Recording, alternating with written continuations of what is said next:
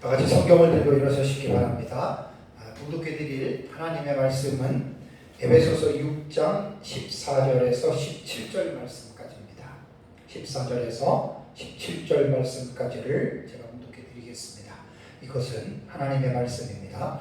그런즉 서서 진리로 너희 허리띠를 띠고 의의 후심경을 붙이고 평안의 복음이 준비한 것으로 신을 신고 모든 것 위에 믿음의 방패를 가지고 이로써 능히 악한 자의 모든 불화살을 소멸하고 구원의 투구와 성령의 검 곧 하나님의 말씀을 가지라.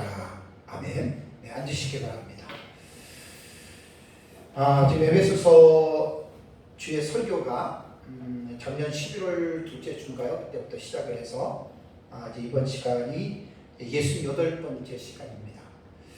약 한 9개월 지금 에베소서 주의 설교를 지금 계속하고 있는데 설교를 하면서 이전에 몰랐던 부분들을 또 많이 제가 깨닫게 되고, 근데 참 오전에도 설교를 했지만 참 힘들어요.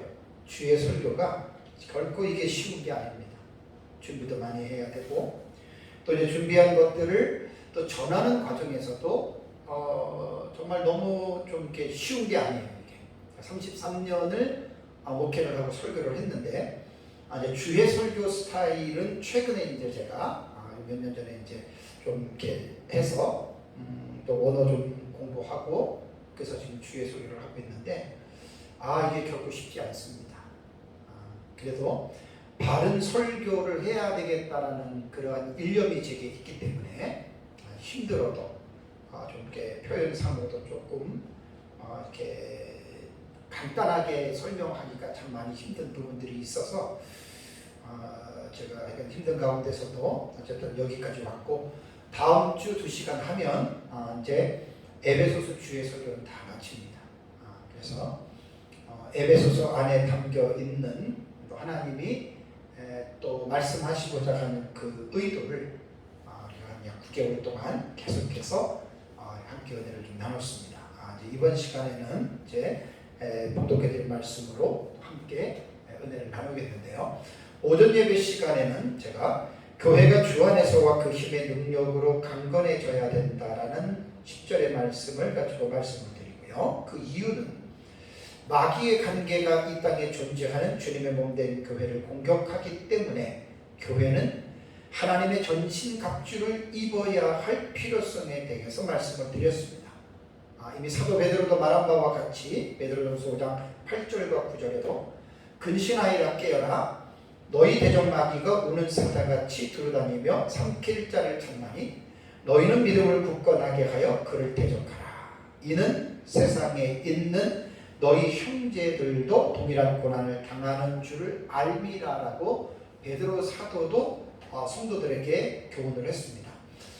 주님의 몸된 교회가 싸워야 할 대상이 있는데 그 대상은 혈과 육을 가진 사람이 아니고 이 세상의 어두움의 주관자인 악한 영들이라고 12절에 분명하게 밝히고 있습니다.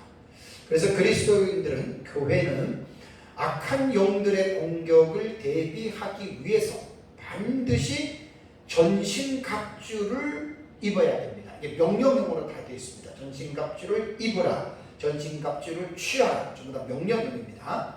꼭 필수적으로 교회는 전신갑주를 입고 교회의 대적인 악한 영들과 싸울 준비를 단단히 하고 모든 준비를 갖춘 후에 서 있어야 한다. 그래서 13절에 제가 이제 말씀을 드렸잖아요. 13절에 악한 후에 서기 위함이라. 여기에서 이 서다라고 하는 시스템이라고 하는 이 동사가 되게 중요합니다. 그러니까 모든 일을 행한 후에라고 하는 말은 우리가 이 세상에서의 모든 삶과 사역을 마치고 이제 마지막 하나님의 심판 앞에 그 후를 말하는 것이 아니고 하나님의 전신갑주를 다 단단히 갖추고 그리고 이제 마귀와의 전쟁을 하기 위해서 교회가 딱 준비를 다 한 후에 올바르게 서야 된다라고 하는 이제 그런 의미라고 여러분들에게 말씀을 제가 드렸습니다. 이제 마귀와의 영전을 준비하기 위해서 갖추어야 할 하나님의 전신갑주는 무엇일까요? 14절에서 17절 제가 조금 전에 공독해드린 말씀에 6가지의 장비가 나옵니다. 6가지 장비에 대해서. 그래서 이제 그 14절부터 보면은 그런즉 서서 진리로 너희 허리띠를 띠고 의의 호심경을 붙이고 평안의 복음이 준비한 곳으로 신을 신고 모든 것 위에 믿음의 방패를 가지고 이로써 능히 악한 자의 모든 불화살을 소멸하고 구원의 투구와 성령의 검 곧 하나님의 말씀을 가지라 라고 이제 하나님의 전신갑주 6가지의 장비를 이제 14절에서 17절까지 이제 이렇게 말을 하고 있습니다.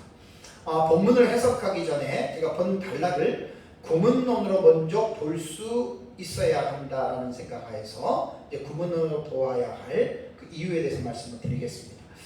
제가 에베소 주의 설교를 하면서 이제 제가 공부한 대로 이제 원문을 좀 보고 특히 이제 구문론을 제 원어 멘토인 서상근 목사님한테 이제 좀 배웠거든요. 그러면서 성경을 설교자가 설교하기 전에 이 본문에 대한 원문을 통해서 구문론을 먼저 파악해야 되겠다라고 하는 것을 제가 발견을 했습니다. 사실 되게 중요합니다. 그런데 원문을 보면서 구문론으로 정리한다라고 하는 것은 웬만한 실력이 없으면 불가능합니다. 저도 사실 제 실력으로는 원문을 통해서 구문론을 제가 못 봐요. 분리를 못 하는데 제가 이제 배우고 또 이제 주경학자들이 적어 놓은 그런 것들을 이제 보면 제가 이제 이해를 하죠. 좀 공부를 했으니까. 그래서 특히 뭐 구약인 히브리어나 헬라어나 동사 언어라고 말하듯이 동사를 깊이 있게 해석해야 되는 것은 너무 중요하고, 근데 동사를 해석하기 전에 전체적인 문장의 이제 구문론으로 먼저 봐야 되는데, 제가 마태복음 28장 18절에서 20절 지상 명령에 대한 부분에 대해서 몇 번이고 말씀을 드렸잖아요. 그러므로 너희는 가서 모든 민족으로 제자를 삼아 아버지와 아들과 성령의 이름으로 세례를 주고 내가 너에게 분부한 모든 것을 가르쳐 지키게 하라. 우리말 성경이나 영어나 일본어나 중국어 제가 다 물어봤거든요. 다 4가지 동사로 다 나와요. 근데 헬라어는 우리가 말하는 4가지 동사가 다 동사가 아니라 동사는 제자를 삼으라가 동사고 나머지 가라, 세례를 주라, 가르쳐라 이게 다 분사로 나온다는 거예요. 그러니까 원문을 통해서 구문론을 먼저 이렇게 딱 보지 못하면 그냥 문법적인 부분들을 무시해버리게 되면 성경에서 말하고자 하는 핵심을 우리가 벗어날 때가 되게 많이 있습니다. 그래서 마태복음 28장 18절에서 20절의 지상 명령을 보면은 중요한 게 뭐냐면 너희는 제자를 삼으라 이게 동사란 말이에요. 그러므로 가서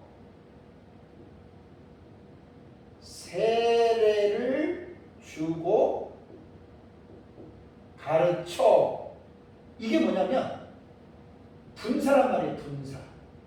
딱 분사예요. 이게. 그러면 구문론적으로 문법적으로 우리가 지상명령을 우리가 읽는다면 예수님이 지상명령에서 가장 중요하게 교훈한 게 뭐냐면 너희는 모든 민족을 제자를 삼으라 이게 사실 목적이에요. 그러면 우리가 보통 사람들이 알고 있는 동사로 알고 있는데 동사 아니에요. 동사지만 이거 분사형이에요. 가서 세례를 주고 가르쳐 지키게 하는 것이 이게 분사인데 이 분사는 동사를 수식해 주잖아요. 그러니까 지상명령을 자세히 읽으면 이 가서라고 하는 게 분사가 뭐냐면 이게 과거형이에요. 과거 분사예요. 과거 분사. 세례를 주고는 다 현재입니다. 현재 분사예요. 그럼 정확하게 구문론을 문법적으로 읽으면 그러므로 너희는 가서가 과거 분사니까 간 후에 이게 목적이 아니에요. 간 후에 동사가 제자를 삼으라는 거예요. 무조건 제자를 삼는 게 아니라. 그 다음에 세례를 주는 것이 현재 분사니까 세례를 주면서 제자를 삼으라. 모든 민족에 가르쳐 이게 현재 분사니까 가르치면서 목적은 뭐죠? 제자를 삼으라 이렇게 되는 거예요. 그러니까 원문을 보지 못하면 원문 안에서 이러한 구문론이나 문법적인 부분들을 무시하면 거의 다 대부분이 제자를 삼으라, 너희는 가라, 너희는 세례를 줘라, 너희는 가르쳐라 다 동사로 해석을 하잖아요. 이거는 성경에 기록된 원래의 의도를 벗어난 거예요. 참 이런 부분들을 볼 때 설교자들은 저도 지금 나이에 원어를 공부한다는 게 정말 쉽지 않아요. 어쨌든 설교자들은, 성도들은 몰라도 설교자들은 원어를 반드시 봐야 된다라고 하는 것은 제 지론입니다. 자꾸만 조금이라도 배우셔야 됩니다. 그래서 전신갑주에 대해서도 14절과 16절에서 이제 이 내용들을 보면은요, 17절까지의 내용인데, 전신갑주가 이제 14절에서 17절까지잖아요. 요 본문을 딱 보잖아요. 14절과 16절의 동사는 서라입니다. 너희는 서라, 이 명령형이에요. 그 다음에 진리로 허리띠를 묶고 의의 호신경을 붙이고 평안의 복음에 준비된 것으로 발에 묶고 믿음의 방패를 가지고, 이게 뭐냐? 분사입니다. 분사. 똑같이 마태복음 28장 지상 본문의 내용대로 똑같이 이런 구조로 되어 있어요. 그러니까 이제 14절에서 16절까지를 보면은요, 서라예요. 서라. 이게 동사예요. 명령형이에요. 이게 사실은 문장의 중요한 핵심이라는 거죠. 그 다음에 진리로 너희 허리를 묶은 후에, 그 다음에 의의 호신경을 붙이고 평안의 복음으로 된 것을 신으로 신고, 그 다음에 믿음의 방패가, 요게 전부 다 분사인데, 요 분사가 시대가 뭐로 되어 있는 줄 아세요? 과거 분사예요. 네 개가 다 과거 분사이기 때문에 구문론적으로 문법적으로 읽는다면 너희는 서야 되는데, 든든하게 준비하고 서야 되는데 어떻게 서야 되냐? 진리의 허리띠를 과거 분사니까 띈 후에가 되는 거예요. 진리로 허리띠를 띠고 완전하게 띈 다음에, 후에 의의 호신경을 붙인 후에, 평안의 신을 신은 후에, 믿음의 방패를 가진 후에, 다 과거 분사니까 후에가 되는 거예요. 이 후에 든든하게 서라. 이렇게 본문을 해석을 해야 된다는 겁니다. 다음에 이제 17절은 이제 동사가 하나 나오는데, 너희는 받으라. 받으라. 이것도 명령형이거든요. 받으라인데 17절에는 받으라인데 전신갑주에서 뭘 받느냐?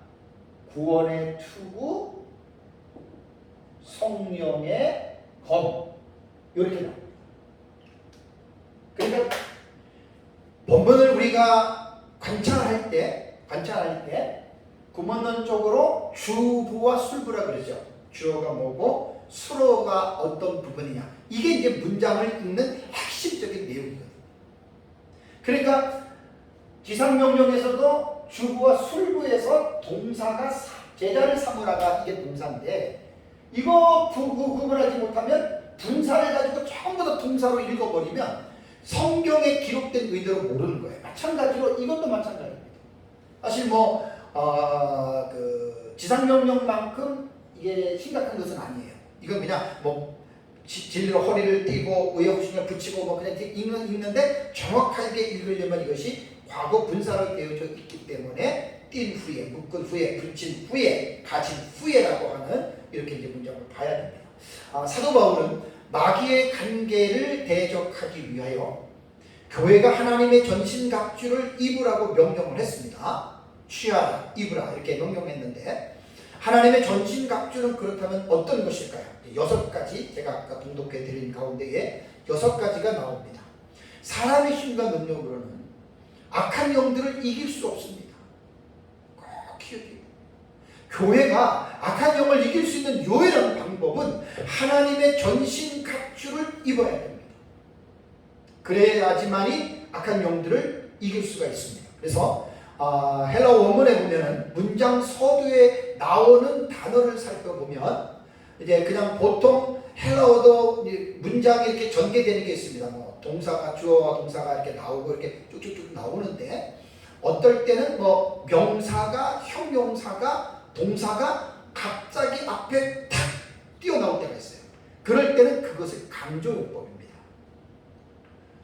14절에도 헬라어 원문을 보면은 첫 번째 나오는 단어가 스테테라고 하는 단어가 나옵니다. 스테테. 단어가 딱 첫 번째 단어가 뭐냐면 스테테라고 하는 단어가 먼저 나오거든요. 스테테라고 하는 말은 시스템이 이게 바로 설화입니다. 설화. 이진복수이기 때문에 너희는 서라. 그러니까 교회가 든든하게 서라. 14절에서 이거를 강조하는 거예요. 그래서 요 서라라고 하는 말은 제가 전 시간에 11절과 13절에도 제가 스테테 시스템이 해가지고 말씀을 드렸잖아요. 요게 지금 하나님의 전신갑주 본문에 요 단어가 동사가 3번 나와요. 3번 나오는데 이게 뭐냐면 서는 것이 왜 중요하냐면 전쟁을 할 때 적군과 싸울 때 먼저 준비를 해야 돼요. 준비 없이 전쟁에 나가면 패합니다. 반드시 준비를 철저하게 한 후에 준비를 다 마친 후에 서라. 이게 그런 뜻이에요.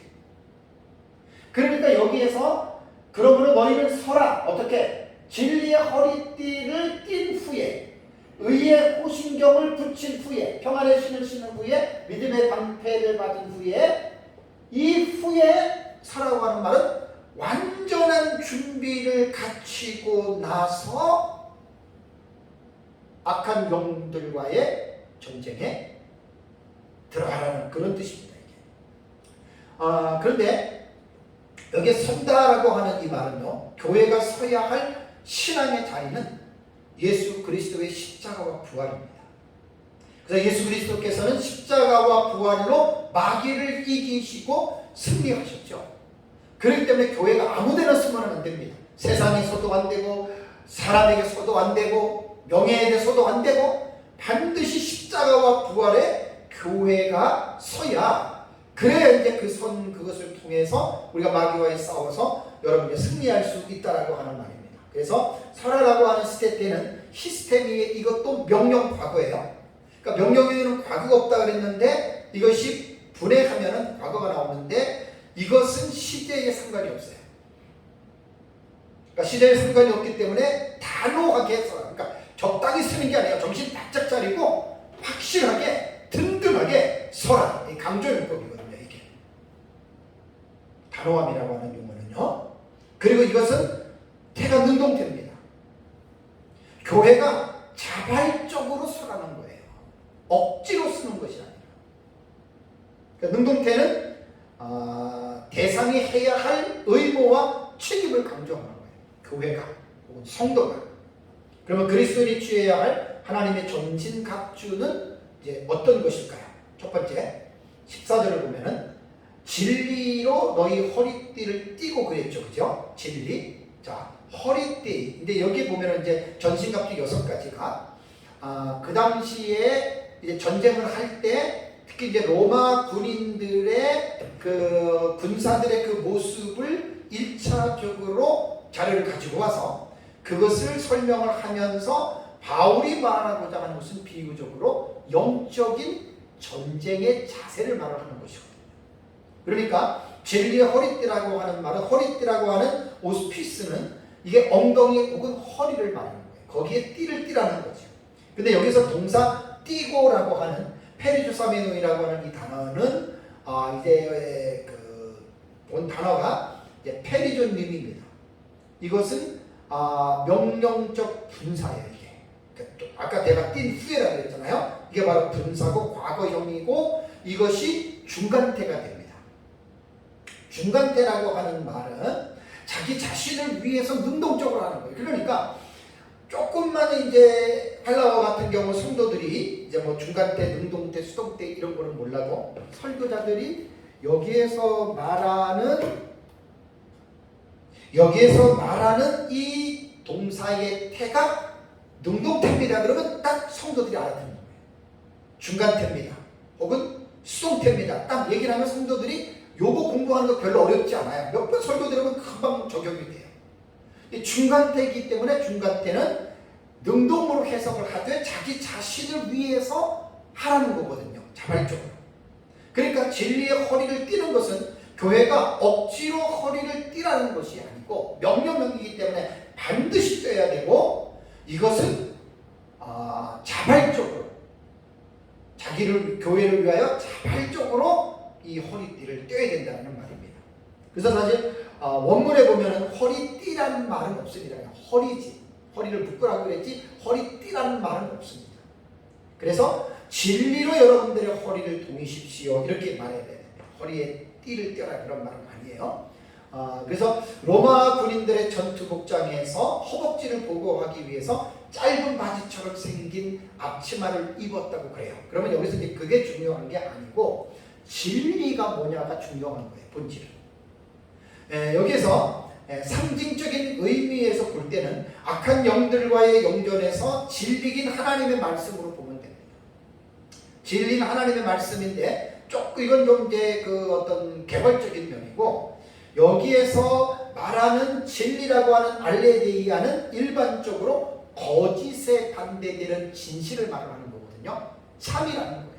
그러니까 참된 것으로 허리를 띄어라라고 하는 이 말 속에서 진리로 허리를 띈다라고 하는 말은 사실 성도들의 진실함을 말합니다. 그래서 이제 어떤 주석가들은 정직한 것도 말을 했고 진실한 것도 말을 했습니다. 이 말은 뭐냐면 교회가 진실해야 됩니다. 정직해야 됩니다. 세상을 향해서나 사람을 누구를 향해서든지 악한 영을 대해서든지 간에 교회는 부끄러움이 없이 거짓이 없이 진실하고 성실한 자세를 가지고 있어야 됩니다. 왜냐하면 이러한 자세를 가지게 되면 악한 영이 공격을 못하는 거예요. 하나님 앞에 바르게 서서 부끄러움이 없이 서 있는 사람들은 마귀가 공격할 근거가 없잖아요. 욥기서에 보면은 욥은 하나님이 인정한 사람이고요. 마귀가 그를 건드릴 만한 근거가 없었어요. 그만큼 욥은 진리로 허리를 동이고 살았던 사람이거든요. 교회가 그래야 됩니다. 세상의 빛과 소금의 역할을 하는 교회가 세상을 향해서 거짓이나 부끄러움이 없는 이러한 진리의 허리를 동요매고 살아야 됩니다. 교회 안에 있는 성도들은 더더욱 마찬가지죠. 그리스도인들은 항상 거짓에서 벗어나서 진실과 정직한 마음으로 살아갈 때 마귀가 공격을 못한다. 꼭 기억해야 됩니다. 교회가 진실하지 못하면 마귀가 벌떼처럼 달려들어요. 벌떼처럼 달려들어서 교회를 까부르고 교회를 욕하고 교회를 공격하고 교회가 당장판이 되잖아요. 두 번째 장비는 뭐냐면 14절에 의의 호신경을 붙이고 그랬습니다. 여기 의의 호신경. 이 호신경이라고 하는 이 말은요. 목에서부터 늑골이 끝나는 배꼽에 이르는 신체의 부분인 가슴을 보호하는 장비였습니다. 그래서 로마 제국 시대에는 놋쇠로 아예 가슴막이를 막았고 심지어는 뒤에까지도 등까지도 이렇게 막았다 그래요. 호신경이라고 하는 것은. 그래서 가슴 안에 폐나 심장 같은 중요한 장기가 있기 때문에 전투 중에 그 부분이 일격을 당하면 심지어는 죽기가 일쑤죠. 그래서 싸움을 나가기 전에는 이제 노쇠로 만든 호신경을 앞뒤로 착용하고 나갔다고 하는데, 자 이제 이러한 기본적인 어떤 그 그림을 가지고 바울이 말하고자 하는 것은 그게 이제 중요한 게 아니라 영적으로, 비유적으로 영적인 이제 그 전신갑주를 말하는 거죠. 의의 호신경입니다. 여기에 의라고 하는 디카이오시네라고 하는 말은 올바름이에요. 공정한 것을 말합니다. 그러니까 우리의 중요한 신체 부위를 가릴 때에는 공정함을 가지고, 그러니까 교회가 이 세상을 향해서 공정하고 올바른 이러한 자세를 늘 취하고 이러한 모습을 세상을 향해 보여줘야 된다는 말입니다. 여기서 말하는 의라고 하는 것은 두 가지 차원에서 생각을 해야 됩니다. 첫 번째는 뭐냐면 인간의 의라기보다는 하나님의 의를 먼저 생각해야 됩니다. 어떤 의로 호신경을 교회가 삼아야 되느냐. 두 가지죠. 의라고 하는 것은 첫 번째는 하나님의 의입니다. 참 중요합니다. 이 하나님의 의는 예수 그리스도를 통하여 주어지는 의가 됩니다. 교회는 교회 자체가 의롭고 교회 자체가 잘 돼서 잘나서 그 의를 나타내는 게 아니고 하나님이 예수 그리스도를 통해서 교회에 그 하나님의 의를 준 거예요. 그래서 교회가 다른 것보다는 하나님의 의를 교회가 다 호신경으로 붙이고 있어요. 바울은 로마서 8장 1, 2절에 그러므로 그리스도 예수 안에 있는 자에게는 결코 정죄함이 없나니 이는 그리스도 예수 안에 있는 생명의 성령의 법이 죄와 사망의 법에서 너를 해방하였음이라고 이렇게 말을 하죠.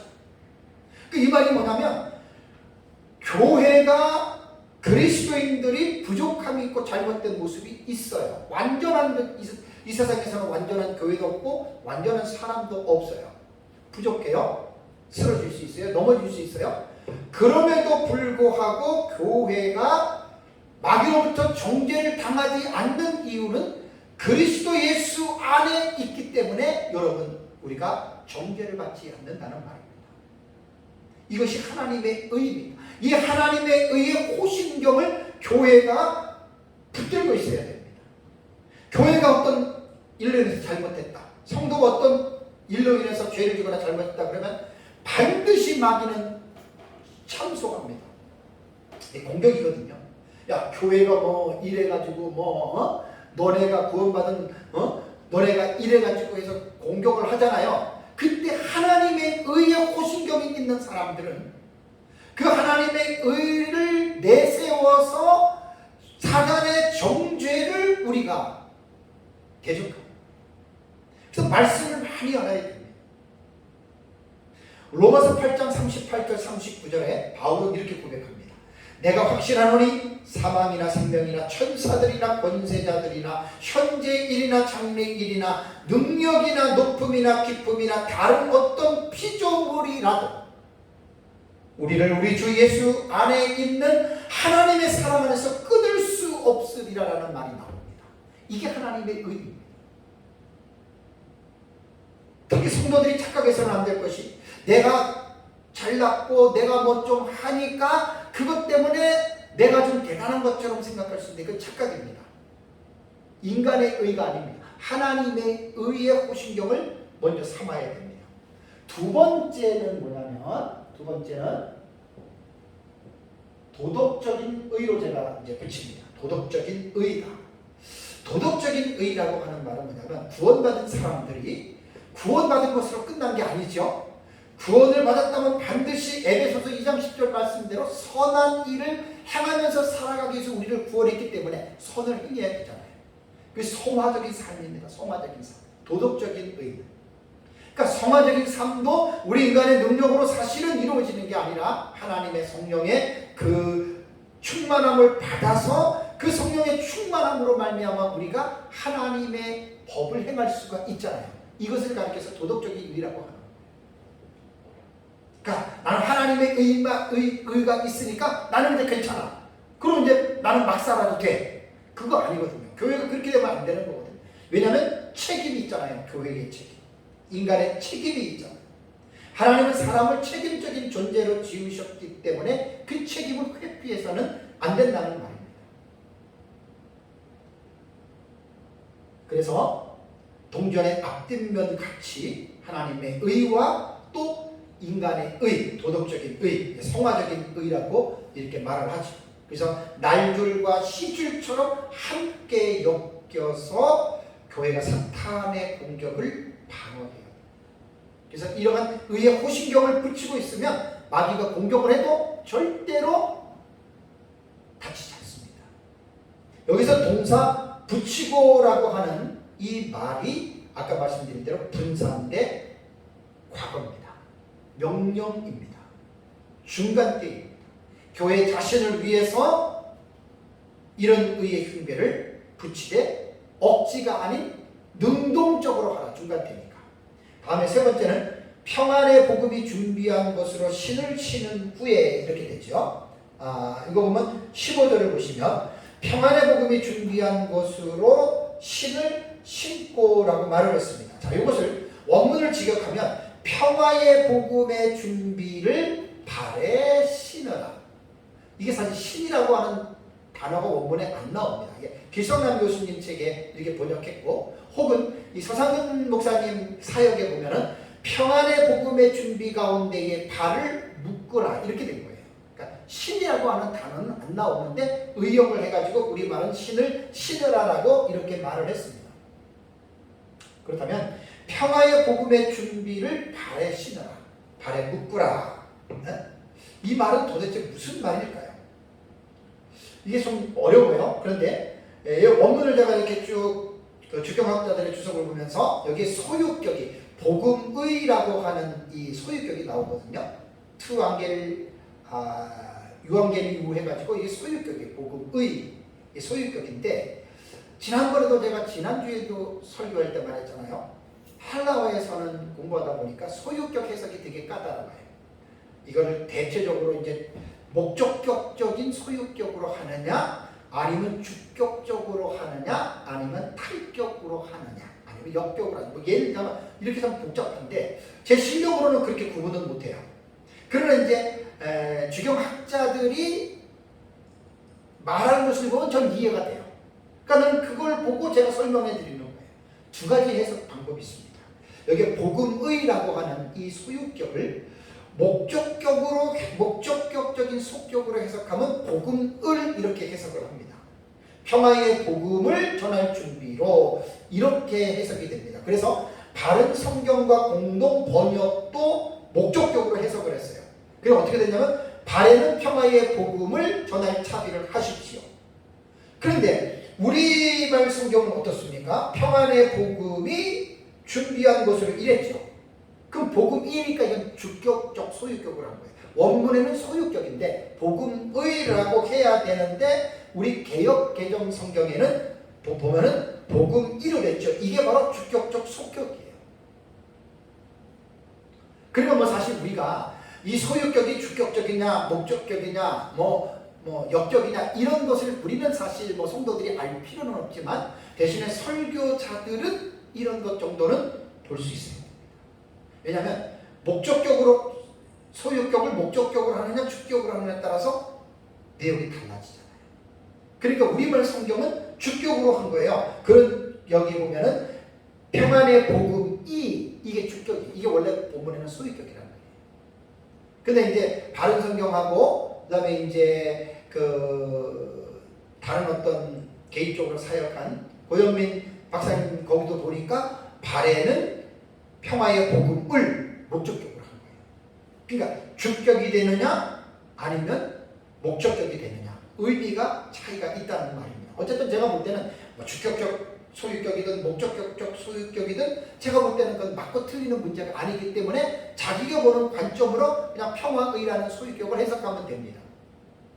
중요한 것은 뭐냐면 여기에서 15절을 보면 평안의 복음이 준비한 것으로 이제 신을 신으라고 하는 말은 뭐냐면 본절에서 교훈하는 의미는 평화의 복음을 전파하는 것이 아닙니다. 이사야서에 보면 나오잖아요. 아름답다 좋은 바리어에서 복음을 전하는 자들의 그 행동을 칭송했잖아요. 그 복음은 그런 뜻이 아니에요. 그게 막 복음을 전하는 그게 아니에요. 그래서 14절과 16절에 아까 여러분 말씀드린 대로 본 동사는 설아입니다. 설아. 그러니까 서서예요. 그러니까 평안의 복음이 준비한 것으로 신을 신고라고 하는 말은요, 교회가 준비할 사항으로서 악한 영들과의 싸움에서 평안한 마음으로 경건하게 싸울 수 있는 준비를 가르치는 거예요. 이것은 나가서 전하는 게 아니에요. 아까도 말씀드린 대로 모든 것들을 다 준비 완료하는 차원에서 지금 준비하라는 말이지, 이것이 뭐 나가서 뭐 이런 일을 하라 그건 아니에요. 본문을 잘 이렇게 읽어야 됩니다. 전쟁터에 나가서 싸우는 군인들을 보면은 신을 다 신고 나가잖아요. 근데 군인들이 신발을 신었는데 신발이 막 벗겨져. 그럼 막 신발이 꽉꽉 껴요. 그 막 싸우고 있는데 신발이 불편하면 어떻게 되겠어요? 그 신발 신경 쓰다가 죽을 수 있잖아요. 그래서 로마 군인들은 여러 겹의 가죽으로 붙여 만든 두꺼운 밑창에 짐을 박은 칼리가라고 하는 반장화를 신었다고 합니다. 그만큼 전쟁할 때는 신발의 용도가 중요한 거예요. 든든하게 딱 그걸 잡아줘야 되거든요. 자, 교회는 항상 악한 영들과의 일전을 위하여 늘 준비하고 있어야 됩니다. 그 준비 가운데 하나가 그리스도의 구속을 통해 하나님과의 평화를 이룰까, 평화의 복음에 준비한 것을 그랬잖아요. 그러니까 복음은 유앙겔리온, 기쁜 소식을 말하는 거예요. 기쁜 소식인데 이 기쁜 소식이 평안한 이 마음의 상태를 유지하라는 겁니다. 교회가 복음을 통해서 평안을 누리지 못한다면 교회가 불안해요. 그 악한 놈들과 싸우면서 이길 수가 없어요.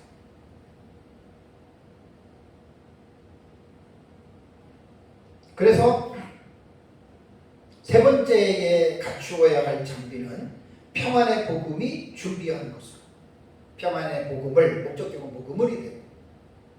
중요한 건 평안입니다. 평안. 늘 평안한 상태를 유지해야 돼요. 교회도 또 성도들도. 마음이 편해야 모든 게 편하잖아요. 마음이 편하지 않으면 편할 수가 없어요, 진짜. 그래서 이 평안이라고 하는 이 의미가 얼마나 중요한지 모릅니다. 그래서 이런 교회가 평안한 가운데에 신을 신으라는 거예요. 그리고 어떻게 돼요? 평안의 신을 신은 후에 어떻게 해요? 서라. 견고하게 서라는 거예요. 이게 싸움 준비 완료 딱 서라는 거거든요. 진리의 허리띠를 붙인 후에 서라. 의의 호신경을 붙인 후에 서라. 평안의 복음으로 준비한 것으로 신을 신은 후에 서라. 다 이렇게 한다면 되는 겁니다. 그래서 이 신고라고 하는 이 휘포테오라고 하는 이 단어가 명령적 분사, 과거 중간입니다. 똑같아요. 이 모든 것. 다음에 이제 네 번째는 16절, 믿음의 방패를 가진 후에 서라. 16절을 보면 모든 것 위에 믿음의 방패를 가지고 그랬죠. 그죠? 모든 것 위에 이제 믿음의 방패를 가지고. 그러니까 앞에 말한 세 가지에 대한 이 보호 장비를 갖추고 나서 그 다음에 이제 믿음의 방패를 이제 가지고, 모든 것 위에 믿음의 방패를 가지고라고 이렇게 말을 했습니다. 자, 방패라고 하는 느레오스라고 하는 이 단어는 로마 군병들이 가지고 다닌 타원형의 소방패가 아니고 전투가 치열할 때 로마 군장의 일부인 커다란 장방형의 방패라고 합니다. 길이가 대략 120cm, 폭이 75cm였고 두께가 손바닥 넓이가 되었다고 하니까 좀 무거운 거예요. 왜냐하면 방패가 약하면 무기가 뚫고 들어오면 자기가 죽는 거잖아요. 그래서 아주 이렇게 두껍게 만들었다 그래요. 그래서 이 방패는 두꺼운 나무판 2개를 붙여서 만들었는데 겉면에는 천을 씌우고 그 위에는 송아지 가죽을 덮었다 그래요. 그리고 전쟁에 나갈 때 여기다 물을 뿌리고 나가요. 왜냐하면 불화살을 쏴서 딱 붙으면 물이 묻어 있기 때문에 불이 금방 붙지 않아요. 자, 그래서 바울은 이러한 그 방패에 대한, 로마 군병의 방패에 대한 이 소스를 가지고 와서 믿음을 연결해서 믿음의 방패를 가지라는 말입니다. 그런데 믿음의 방패의 이 용도는 곧바로 뒤에 나오잖아요. 16절에 뭐라고 나옵니까? 이로써 능히 악한 자의 모든 불화사를 소멸하고, 소멸하다라고 하는 말은 끄다라는 거잖아요. 끄다라고 하는 말. 이 스페사이라고 하는 이 동사는 이게 부정사입니다. 이게 동사인데 부정사. 이것도 과거 능동태인데 스페니쉬의 이것은 부정사 과거 능동태입니다. 자, 부정사 과거도 시제에 대한 시간의 개념이 없어요. 이런 것들은 다 단회적이나 단호감인데 이것도 단호하게 해석을 해요. 믿음의 방패가 사탄이 쏘는 불화살을 꺼트리는데, 소멸하는데, 이 소멸하는 데에 있어서 이제 교회의 준비에 대한 이 태도를 말을 하는 것이죠. 그래서 악한 영들은 교회를 향해서 수많은 불화살을 쏘아댑니다. 베드로가 말한 대로 똑같죠. 악한 자의 모든 불화살들이란 마귀와 모든 악한 영들의 관계와 공격을 가리키는 게 은유적인 표현입니다. 그래서 악한 영들은 모든 종류의 죄의 유혹과 온갖 시험을 들게 해서 교회를 흔들고 이제 무너뜨리게 하지.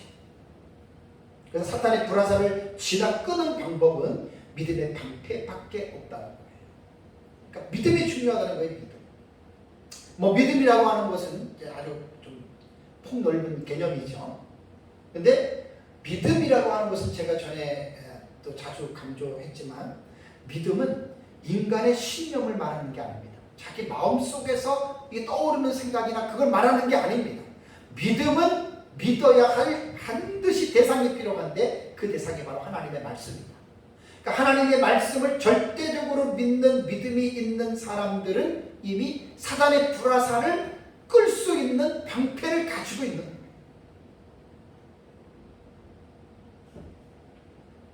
믿음이 없이는 하나님을 기쁘시게 할 수도 없고, 믿음이 없이는 사단의 불화살을 막을 방법이 없습니다. 아까도 제가 의의 호신경에 대해서 말씀을 드렸죠. 의의 호신경은 하나님의 의, 또 인간의 도덕적인 성화적인 의, 이 두 가지에 대한 믿음을 갖고 있어요. 그러니까 믿음이라고 하는 것은 단순한 것 같지만 전반적인 모든 것들을 포괄하고 있어요. 하나님의 말씀에 대한 믿음이니까. 그래서 그 믿음의 방패를 가지고 있는 사람들은 사단이 아무리 불화살을 쏘아대도 그 불화살을 끌 수 있는 그 능력이 바로 우리가 가지고 있는 믿음, 곧 하나님의 말씀에 대한 믿음에서 우리가 이제 이길 수 있다. 그래서 믿음의 방패를 가지고라고 하는 이 말도 마찬가지로 명령적 과거 분사입니다. 그러니까 가진 후에 서라. 어떻게? 마귀와의 일전을 준비하기 위해서 서라, 그 말입니다. 다음에 이제 다섯 번째 도구는요, 17절에 나오죠. 17절에 구원의 투구와 성령의 검곧 하나님의 말씀을 가지라라는 말입니다. 그러니까 원문을 가지고 제가 이렇게 사역한 분들의 글을 보니까, 그리고 구원의 투구를 가지라, 그리고 성령의 검, 그것은 하나님의 말씀이다. 제가 원문을 보니까 이렇게 지금 해석이 되는 거예요. 그리고 구원의 투구를 가지라, 동사가 나오고, 그 다음에 이제 또 카이가 나오고, 그리고 성령의 검, 그리고 그것은 하나님의 말씀이다, 이렇게 나옵니다. 그러니까 하나님의 전신갑주 다섯 번째 도구가 구원의 투구거든요. 그러니까 이 구원의 투구는 앞에서 살펴본 바와 같이 방어용 무기로서 이제 6가지 도구들 가운데 마지막 다섯 번째인 방어용 장비로는 마지막에 해당이 되는 장비예요. 그래서 17절의 문장은 두 가지의 전신갑주에 대해서 말하는데, 이제 앞에서 말한 요것과 차이가 있는 게 14절에서 16절까지의 동사가 설하라면 17절은 동사가 받으라예요. 요 차이입니다. 요 차이고, 구문론 쪽으로 볼 때 그렇다는 이야기입니다. 그러면 이제 17절의 명령형 동사가 이제 가지라, 받으라 그 말이잖아요. 요것이 동사 가지라가 텍사스인데 이것은 원형이 데코마예요. 데코마의 이것도 명령형 과거 중간태입니다. 그러면 계속 얘기를 하니까 딱 그 기억이 나죠. 명령형 과거니까 시제 상관없어요. 시간 구애받지 않아요. 단호하게 하라는 거예요. 단호하게. 단호하게 받으라. 단호하게 취하라는 겁니다. 가지라는 겁니다. 구원의 투구를 단호하게 가지라. 중간때이기 때문에 누구를 위해서? 교회 자신을 위하여. 억지로 갖는 것이 아니라 자원하는 마음으로 의무와 책임감을 가지고 반드시 명령형이니까 반드시 구원의 투구를 가져야 됩니다.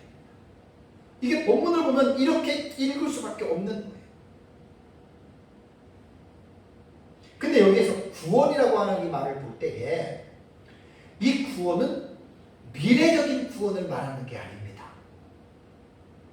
이건 현재적인 구원의 확신을 말을 해주는 겁니다. 성경을 보면 믿는 자의 구원의 시제에 대해서 이미 과거에 믿는 순간에 이루어졌다라는 이 시제가 나오는 경우가 있고, 또 구원은 현재에 계속 진행되는 식으로 너희 구원을 들고 떨림으로 이루라, 현재에 진행되는 것으로 말하는 것이 있고, 또 구원은 장차 미래에 완성될 것이라고 말하는 내용들이 헬라어 원문의 본문에는 나옵니다. 그러니까 구원은 과거, 현재, 미래를 전 시제를 통틀어서 구원에 대한 부분을 말을 하고 있거든요. 그러니까 오늘 이 본문에서 구원의 투구를 가지라라고 하는 이 말은 이미 받아 누리고 있는 현재적인 구원을 말하는 것이기 때문에 구원에 대한 확신을 말하는 거예요. 구원에 대한 확신. 교회가 어떻게 설립이 됐습니까? 예수 그리스도의 십자가의 피로 교회가 이 세상에 세워졌죠. 교회는 믿는 자들의 모임이 교회입니다.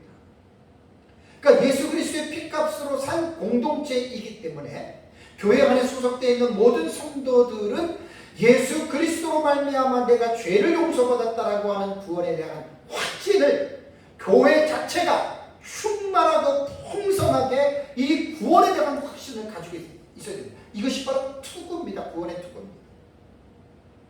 전쟁할 때 왜 새로 된 투구를 쓰는 줄 아십니까? 머리가 화살이나 뭐에 이렇게 찔리거나 맞게 되면 금방 죽잖아요. 그래서 그 머리를 보호하는 거예요. 그러니까 하나님의 전신갑주 중에서 이 투구는 머리를 보호하는 건데, 이 구원이 그만큼 여러분 중요하다는 거예요. 그래서 구원을 확실하게 가져야 된다는 거예요. 구원은 쪽으로 이제 조직신학적 입장에서 보면은 행위 구원이 있고, 뭐 행위 구원은 자기들이 노력해서 받는다는 말이 있고, 또 믿음으로 구원받는다고 해놓고 인간의 또 책임과 인간의 행위를 무시하는 또 이러한 구원론이 있습니다. 시간상 다 말을 못하는데 어쨌든 이 구원의 확신이라고 하는 것은요, 에베소서 2장 5절과 6절을 보십시오. 되게 중요한 부분이죠. 에베소서 2장 5절과 6절에 허물로 죽은 우리를 그리스도와 함께 살리셨고 너희는 은혜로 구원을 받은 것이라, 또 함께 일으키사 그리스도 예수 안에서 함께 하늘에 앉히시니 그랬죠. 그죠? 요 함께 살리셨고 함께 일으키시고 함께 하늘에 앉히시니 이 동사가 직설법 다 과거입니다. 믿는 순간에 살리셨고 일으키시고 믿는 순간에 함께 하늘에 그리스도와 함께 앉히셨다. 교회가 예수 그리스도를 통해서 믿는 주님의 몸된 공동체는 그리스도와 함께 하늘에 지금 현재입니다. 현재. 믿는 순간에 이미 하늘에 앉아 있는 거예요. 그리스도와 함께. 이게 대단히 놀라운 말입니다. 제가 그래서 에베소서 2장 5절과 6절을 설교할 때 이 부분 참 제가 지금도 뭐 전에부터 이런 걸 알고 있었지만 대단히 감명 깊게 제가 설교했던 것으로 기억하고 있습니다. 교회는 이런 확실한 구원에 대한 믿음이 있어야 돼요. 교회가 뭐 행위 구원, 뭐 믿음 반, 행함 반, 이런 중간 반펠라기우스주의처럼, 그 다음에 뭐 행위로만 구원받는다라고 막 인간의 노력만 강조하는 행위 구원, 이것도 아닙니다. 교회는 믿음으로 구원을 받습니다. 칭의론이 되게 중요해요. 그래서 교회는 이런 확실한 구원의 믿음에 서 있을 때 악한 영들과의 영전에서 교회는 이길 수 있다. 이게 지금 전신갑주를 지금 입는 거예요. 취하는 거예요. 이런 것들을 다 준비한 후에 서라. 14절 동사가 여기 있잖아요. 서라. 싸우기 직전에 모든 준비를 마친 후에 딱 결전을 앞두고 준비를 마치고 있으라는 그런 뜻입니다. 이게 우리가 교회가 늘 항상 이 하나님의 전신갑주를 이렇게 입는 훈련들을 계속해서 해요. 그리고 나서 이제 교회를 공격할 때, 성도들을 공격할 때 우리는 이 하나님의 전신갑주를 통해서 우리는 이제 그들을 싸워서 이길 수 있다는 말입니다.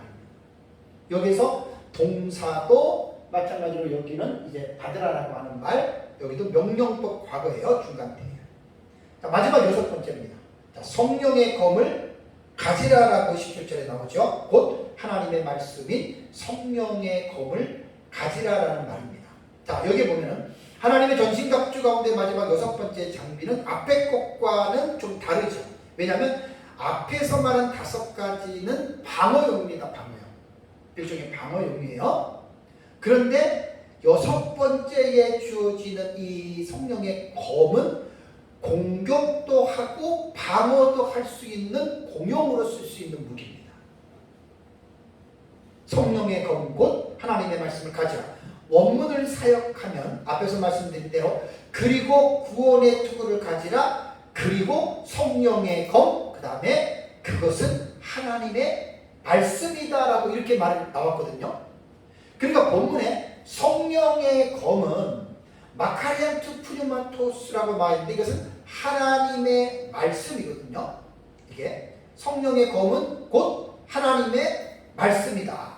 그래서 원문을 보면은 이제 그 뒤에 부분에 하나님의 말씀이라고 하는 말이 뭐냐면 호에스틴 크레마데우라고 하는 말입니다. 영어로 말하면 which is the word of God입니다. 그러니까 이것은 하나님의 말씀입니다. 그러니까 성령의 검이라고 하는 마카리안투 푸뉴마토스라고 이렇게 성령의 검을 말해놓고 그 다음에 나오는 말씀이 우리말 성경도 그대로 번역을 한 거죠. 곧 하나님의 말씀을 가지라. 그러니까 원문으로 볼 때는 성령의 검, 이것은 하나님의 말씀이다라고 이렇게 말을 합니다. 이 하나님의 말씀은 어떻게? 받으라, 가지라 이렇게 나오는 거예요. 가지라.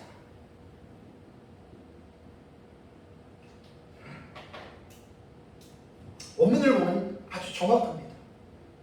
아주 정확하게 원문은 공부를 하고 구문론 같은 걸 보면 정확하게 딱 위치를 하기 때문에 다른 생각을 할래야 할 수가 없습니다. 이 당시 로마 군인들이 전쟁터에 나갈 때 소유한 검은 이제 그 마칼이라고 하는 헬라어 단어인데요. 길이가 한 60cm, 폭이 한 55cm, 비교적 짧고 아주 예리한 칼이었다고 합니다. 그래서 이제 로마 군인들은 왼손으로는 방패를 들고 오른손으로는 이 칼을 들고 이제 싸웠다라고 이렇게 이야기를 합니다. 사도 바울은 악한 영들과의 실전에서 싸워야 하는 그 회가 세상의 전장터에서 이루어지는 상황들을 염두에 두고서 하나님의 전순갑주에 대한 교훈을 지금 하고 있는 것이죠.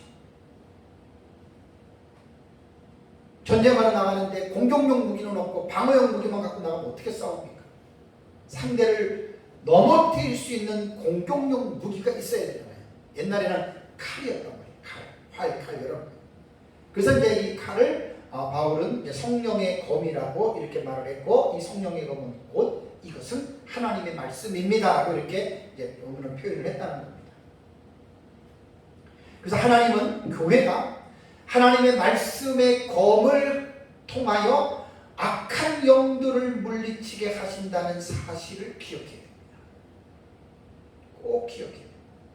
히브리서 기자는 하나님의 말씀과 검의 이미지를 연관지어서 교훈했죠. 우리가 잘 아는 말씀인데 히브리서 4장 12절을 보시면 히브리서 4장 12절에 하나님의 말씀은 살아있고 활력이 있어 좌우의 날선 어떤 검보다도 예리하여 혼과 영과 및 관절과 골수를 찔러 쪼개기까지 하며 또 마음의 생각과 뜻을 판단하나니라는 말이 있습니다. 그러니까 하나님의 말씀은 좌우의 어떤 날선 검보다 더 날카롭고 예리하다. 이게 그러니까 말씀이 결국은 공격용 무기로서 교회가 사용을 하라는 거예요. 악한 영들이 교회를 공격하고 교회 안의 성도들을 공격할 때 그들을 방어만 할 것이 아니라 우는 사자처럼 달라드는 그 마귀를 방어만 할 것이 아니라 다가오는 공격하는 마귀를 우리가 성령의 검으로 그를 찔러서 악한 영들을 우리가 쓰러뜨려야 되지 않겠습니까? 그건 다른 게 없어요. 성령의 검, 이것은 곧 하나님의 말씀이다, 이런 뜻입니다. 하나님의 말씀은 아주 살아있습니다. 활력이 있습니다. 아주 예리합니다. 어떤 것이라도 찔러 쪼갤 수 있는, 어떠한 것이라도 다 물리칠 수가 있습니다.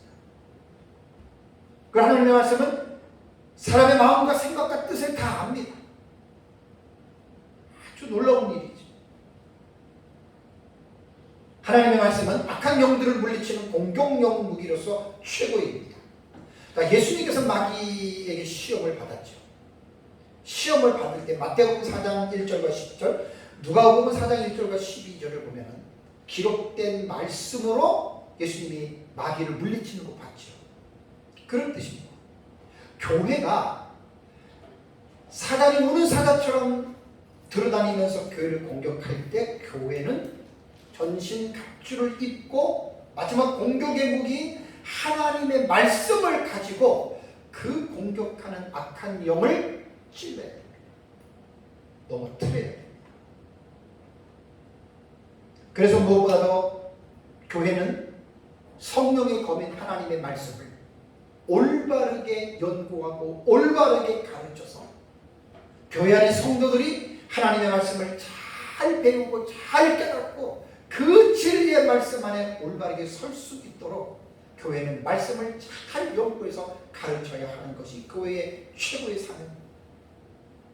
교회가 하나님의 말씀을 그릇되게 가르치면 아무리 교회가 오래되고 아무리 교회에 많은 사람이 몰려있다 그러더라도 그 교회가 정말 형편없는 교회가 됩니다. 여러분, 이단과 사이비들을 보십시오. 몇십만 명씩 모이는 이단들이 있잖아요. 베레아 쪽이나 만민중앙교회나 이초석 목사교회나 뭐 그 외에 신천 이런 거 거기는 이단이라기보다는 거의 사이비 종교. 그 하나님의 말씀을 잘못 가르치면 몇만 명, 몇십만 명이 모여도 그거는 교회라고 볼 수가 없는 거예요. 그래서 아까 제가 말씀을 드릴 때 교회가 서라 어디에 서야 되느냐? 예수 그리스도의 십자가와 부활의 그 신학적인 기초 아래 교회가 서야 돼요. 십자가와 부활에 대한 이 부분을 기초를 삼지 않고 기복신앙이라든가 신비주의라든가 방종주의라든가 이성주의라든가 율법주의라든가 이러한 잘못된 사상 안에 교회가 설 수 있습니다. 그러니까 그런 교회는 다 잘못된 교회죠. 기복주의, 복복, 신비주의 맨날 발작스럽다. 방종주의, 예수 믿고 구원받았으니까 이게 괜찮아. 죄져도 괜찮아. 그게 구원파의 믿음이 그렇잖아요. 구원파가. 한번 구원받으면 영원토록 구원받는 거니까 죄를 져도 우리는 지옥 안 가. 맘 놓고 죄를 져. 이렇게 말하잖아요. 그리고 죄를 지면 영혼이 죄를 진 게 아니라 내 육신이 죄를 진 거기 때문에 그건 괜찮다. 이게 구원파의 구원이 아니에요. 이 방종주의.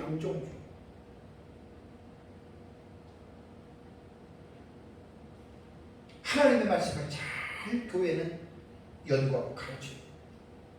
말씀이 잘못되면 와이셔츠를 입을 때 첫 번째 단추를 잘못 끼면 다 잘못되듯이 지금 성령의 검은 하나님의 말씀인데 이 말씀을 제대로 알고 제대로 믿어야 결국 악한 영들과의 싸움에서 교회가 이길 수 있다는 말이에요. 자, 예를 들어서 우리가 살아가다 보면 실수하고 죄를 짓지요. 죄를 지면 마귀는 반드시 참소하지. 너가 목사가 돼가지고, 너가 장로가 돼가지고, 너가 성도가 돼가지고 이런 죄를 져?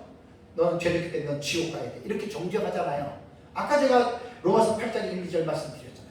로마서 8장 1, 2절은 바울이 뭐라고 얘기했냐면 그러므로 이제 그리스도 예수 예수 안에 있는 자에게는 결코 정죄함이 없다.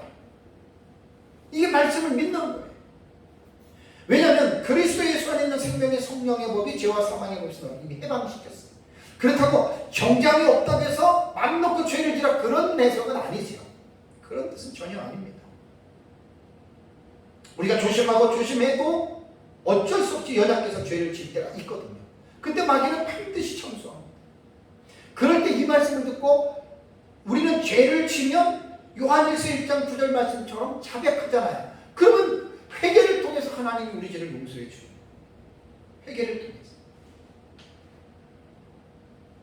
그러니까 이게 뭐냐면 말씀을 올바르게 믿는 거예요, 지금 이게. 그래서 이러한 성령의 검 하나님의 말씀을 가지라라고 하는 말은 뭐냐면, 이러한 말씀을 분명하게 우리가 알게 되면 우리를 공격하는 악한 영들의 공격에 우리가 말씀으로, 성령의 검으로 다 찔러서 마귀를 우리가 물리칠 수 있다, 그 말이에요. 이건 정말 실제적인 일입니다. 제가 어떤 분하고 이야기를 했는데, 내가 지금 죽으면은 내가 죄를 지게 많아가지고 나는 정말 죽는 것도 힘들다, 이렇게 어떤 분이 말을 하더라고요. 그래서 제가 그 말씀을 해줬습니다. 죄를 안 짓는 사람하고 죄를 짓게 되면 그것 때문에 당신이 그렇게 된다는 말씀을 지금 모르기 때문에 그런 건 아닙니까? 우리가 잘못할 수 있잖아요. 잘못하면 요한일서 1장 9절에 자백하면 용서해 준다고, 이 말씀을 믿고 우리가 용서받는 거지, 우리가 죄를 짓고 죄를 용서받는데 천주교나 어떤 일반 종교에서 가르치는 고행이나 우리가 어떤 행위를 함으로 말미암아 그것 때문에 보상적으로 죄를 용서받는 건 절대 아니에요. 이건 기독교의 어떤 믿음이 아닙니다. 회개로 용서받습니다. 그래서 그리스도인들은, 교회는 성경 66권을 하나님의 말씀으로 분명하게 우리는 믿고 절대적으로 믿습니다. 그래서 하나님의 말씀에 대한 큰 확신을 가져야 됩니다. 그래서 교회는 하나님의 말씀을 성령의 검으로 삼아서 우리를 공격하는 악한 영들에 대해서 방어도 하고, 더 나아가 공격을 가함으로 영적 전투에서 늘 승리할 수가 있다라고 하는 사실입니다. 말씀을 정리해 보겠습니다. 에베소서 6장 10절에서 17절에는 하나님의 전신갑주를 입으라라고 교훈을 하고 있습니다. 중요한 것은 왜 하나님의 전신갑주를 입어야 되느냐? 10절과 12절에 주 안에서 힘의 능력으로 강건해지고, 왜? 마귀의 관계를 대적하기 위해서 전신갑주를 입어야 되는 거예요. 그리고 또 13절에서는 하나님의 전신갑주를 취해야 할 이유를 다시 반복해서 교훈하고 있지요. 악한 영들과의 일전을 위하여 미리 준비하는 것이다, 이렇게 말을 한 것입니다. 그 다음에 이제 14절에서 17절에는 하나님의 전신갑주를 취하라 라고 이제 이번 시간에 설교를 했잖아요. 여기서 문맥의 동사는 설화입니다. 설화. 이 설화는 어떤 악한 영들과의 싸움을 마친 후에 서는 것이 아니라 싸우기 전에, 전쟁하기 전에 이제 악한 영들과 싸울 준비를 모두 마친 후에 서라는 그 말이지, 전쟁을 하고 하나님의 최후의 마지막 심판대 앞에서 그 후에 서라는 말은 그건 절대로 아닙니다.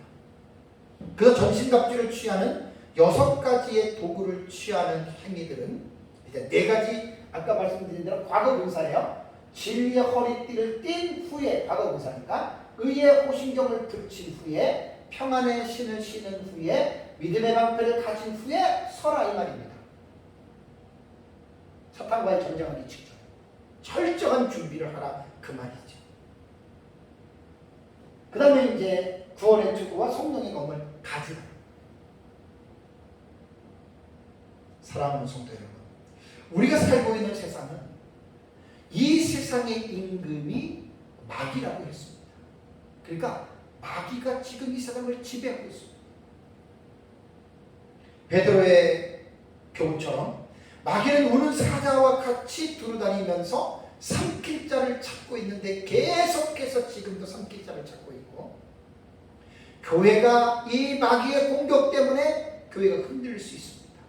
그래서 오늘 본문에는 교회가 대적해야 할 대상은, 싸워야 할 이 대상은 혈과 육을 가진 사람이 아니라 공중의 권세를 가지고 지배하는 악한 영들이라고 하는 이 사실을 한시라도 잊지 마시고, 우리의 인간의 힘으로 악한 영을 대적할 수가 없기 때문에 하나님의 전신갑주를 입고, 이 전신갑주를 입음으로 말미암아 악한 영들과의 싸움에서 승리하는 삶을 살아가시기를 주님의 이름으로 축원합니다. 다 같이